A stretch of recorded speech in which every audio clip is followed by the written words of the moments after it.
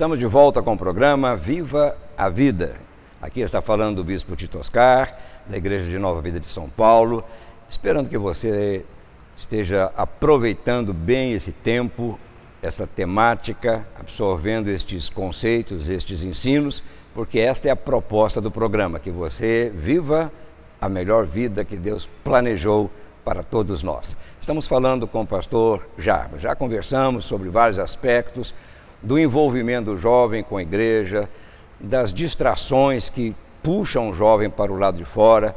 Terminamos agora falando sobre a internet, quem hoje não está, vamos dizer assim, ligado a uma rede social. Hoje as conversas são todas virtuais, os bate-papos, enfim, você vê nas ruas da cidade, todos estão com o celular na mão, mandando e recebendo mensagens, e tudo isso é um poder atrativo muito grande que tira do jovem aquele, vamos dizer assim, envolvimento e até um interesse pela igreja, porque a igreja, de uma certa forma, ela segue uma liturgia, pastor. É verdade. Né? A gente não pode fugir disso. Pastor Jarbas é músico e é escritor também. Ele me mostrou aqui uns CDs do tempo em que ele tocava secularmente. Irmão, toca que instrumento? Contrabaixo. Contrabaixo. Isso. Contrabaixo. Ok. Eu toco campainha de vez em quando. E é escritor, tem aqui vários livros que você vai depois tomar conhecimento. Pastor, eu gostaria de falar um pouquinho da literatura. O irmão chegou a comentar sobre jovens que gostam de literatura, que gostam de leitura. Sim. A igreja está preparada, a igreja tem, eu diria assim, criado mecanismos, oferecido uma literatura, porque não é apenas aquela literatura que traduz os princípios bíblicos, que a gente chama a literatura doutrinária, teológica, sim, mas aquela literatura que atrai. O irmão tem seguido essa linha, o irmão tem se preocupado em escrever, quem sabe, eu não sei se o irmão tem livros específicos para a juventude. Ainda não. Ainda não. Esse ainda não é muito bom. É porque ainda sou muito jovem. Mas o que o irmão consegue enxergar dentro desse campo, vamos dizer, cultural? Como eu falei, há jovens que não têm tanto envolvimento com música, teatro, dança e que pode entrar por esse caminho da literatura. A igreja ainda não está, bispo, preparada para abraçar todos os tipos, todas as classes, né, de jovens, os seus jeitos, os seus gostos pessoais. Mas a literatura é um grande caminho. Na verdade, o Brasil, o mundo tem perdido um pouco esse prazer pela leitura, muito em função da velocidade da internet, das informações. Então a igreja precisa se adequar. Logicamente eu uso no trato lá com os nossos jovens uma linguagem mais própria dele e tento conciliar a literatura com a internet. A gente usa as redes sociais para eles se comunicarem e a gente acaba fazendo gincanas de literatura para quê? Para que eles possam se aproximar um pouco mais da Bíblia. É como o senhor falou muito bem, só a leitura bíblica para o jovem não é atrativo. Então ele precisa ler alguns livros que com conteúdo bíblico traduzam, né, essa proximidade, que ajudem ele a se aproximar da Bíblia. E aí a igreja precisa despertar para isso, né? Criar uma linguagem.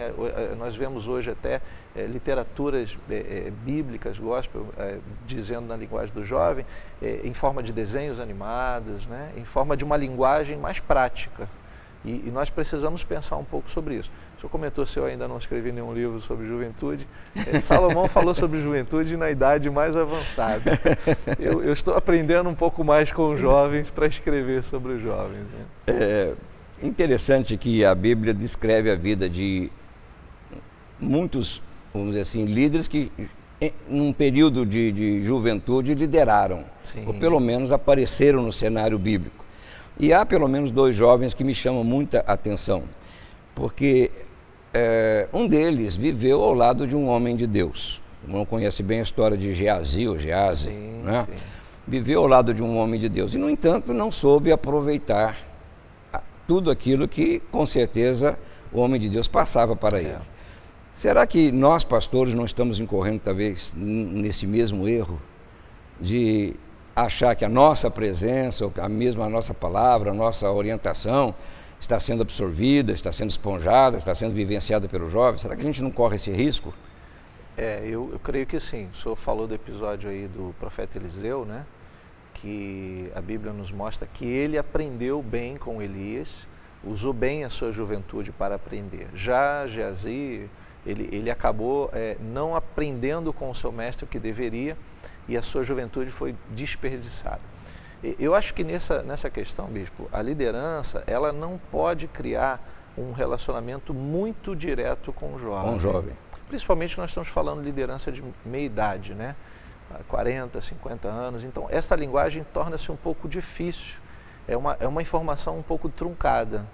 Então, o que é interessante? Que a gente tenha líderes jovens, se possível, né, casados, com o início de uma experiência, e a liderança cuide desses líderes jovens para que eles possam passar a mensagem por intermédio deles. Então, ou seja, é capacitar líderes jovens que já estão entrando aí na média idade para falar a linguagem do jovem. E sempre renovar, porque a juventude é um renovo. A igreja precisa renovar essa linguagem com o jovem, que é o mais importante, logicamente, sem perder o conteúdo, né?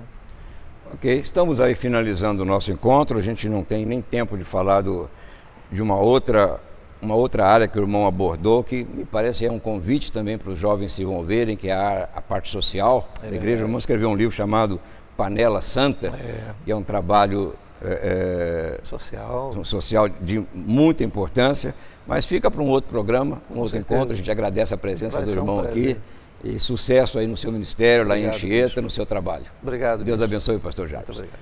A gente volta no próximo sábado, neste mesmo horário, por essa mesma emissora, com mais um colega trabalhando conosco, conversando, batendo este papo informal. Hoje falamos sobre juventude. Se você tiver qualquer dúvida, entre em contato conosco. Os endereços estão aí à sua disposição.